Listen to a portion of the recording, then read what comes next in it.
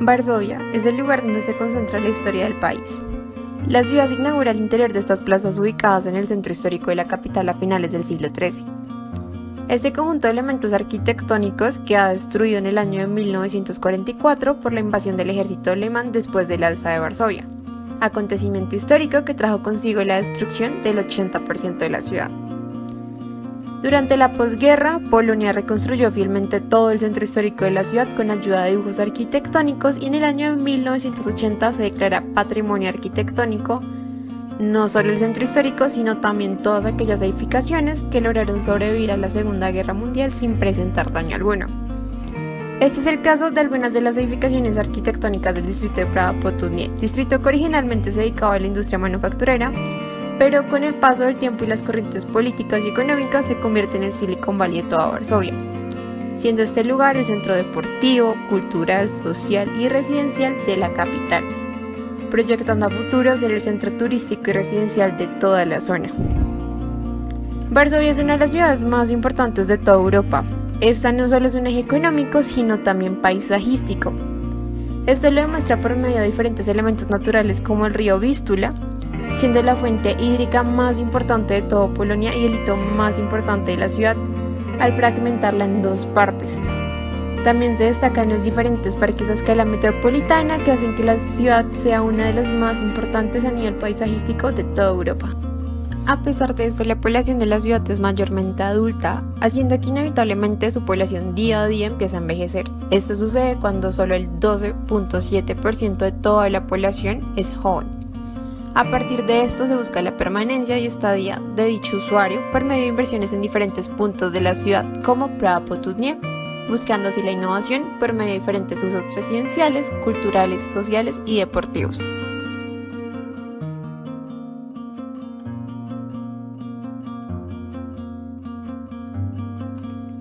El proyecto se ubica en Kamionek, zona actualmente ubicada en el distrito de Praha-Potutnie.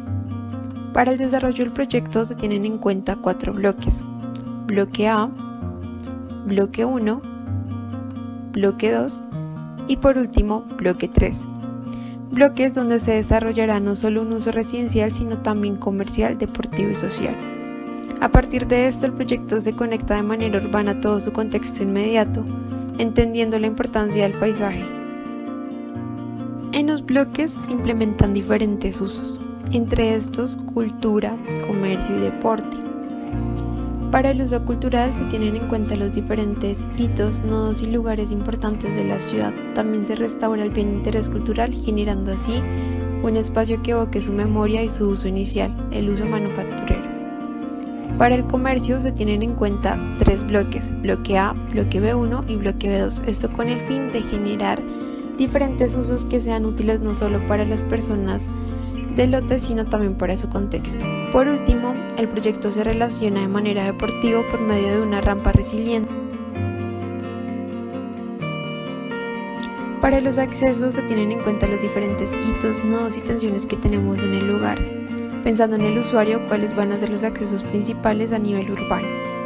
Para el desarrollo urbano se tiene en cuenta el alto nivel paisajístico de la zona y cómo a partir de diferentes tensiones, texturas, se puede llegar a generar un espacio público que responda no solo a la edificación arquitectónica sino también a su contexto. Para esto se implementan diferentes materiales como el geosilex, el pasto, la madera y también fuentes hídricas. Esto con el fin de resaltar el río Vístula.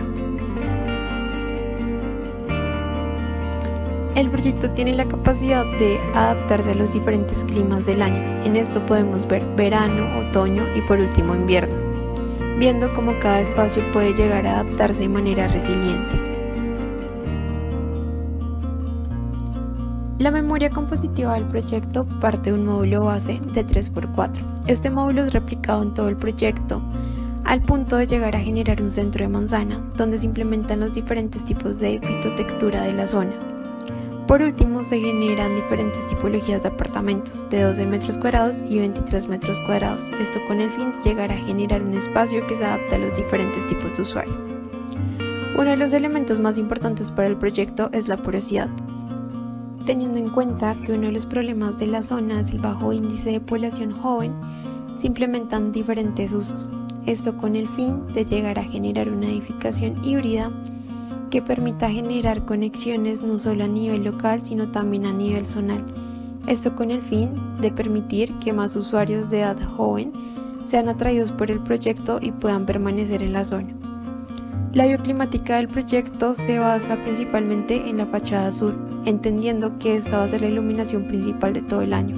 También se tienen en cuenta diferentes consideraciones como la fitotextura y las demás orientaciones alrededor del año, como la norte o la oeste, donde se reciben los principales vientos.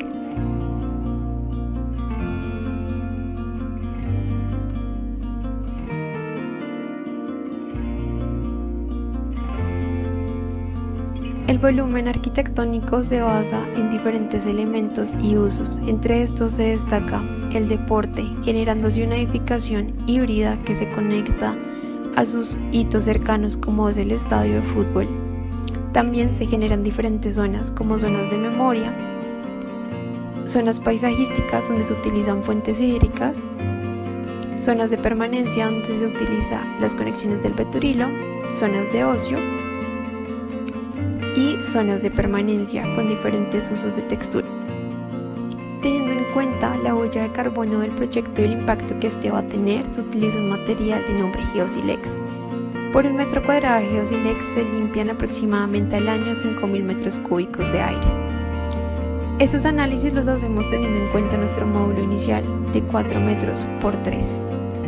Entendemos que estos módulos se van a implementar en todos los apartamentos y también en las zonas comerciales. Es por esto que se tienen en cuenta tanto para los simplex, duplex y también para el uso del suelo. La primera tipología que tenemos es una tipología de 12 metros cuadrados, la cual está diseñada para una sola persona. También se realiza un diseño arquitectónico de una tipología de 23 metros cuadrados. Tipología que se destaca por ser dúplex. Esta tipología está diseñada para 2 personas. Esta tipología logra resaltar las zonas comunes y las zonas privadas en 2 diferentes niveles. La tipología de 12 metros cuadrados está diseñada para una persona. Esta tipología cuenta con diferentes espacios confortables que generan que el usuario pueda sentirse ameno. En la tipología 23 metros cuadrados está diseñada para 2 usuarios. Esta tipología se resalta por los diferentes usos de niveles con el fin de diferenciar las zonas sociales de las zonas privadas. En el proyecto se implementan diferentes zonas comunes, donde se resaltan las zonas comerciales ubicadas en las plantas 1 y 2, esto con el fin de generar diversificación de usos. También se resalta el uso de la porosidad, elemento arquitectónico que permite tener conexiones paisajísticas con su contexto, y también zonas de ocio, esto con el fin de atraer a los jóvenes de la zona. La restauración del bien de interés cultural se hace a partir de la Carta de Niche, carta que permite entender la restauración de los elementos arquitectónicos industriales. Para esta se generan diferentes zonas al interior del proyecto que permiten generar zonas de comercio y de ocio.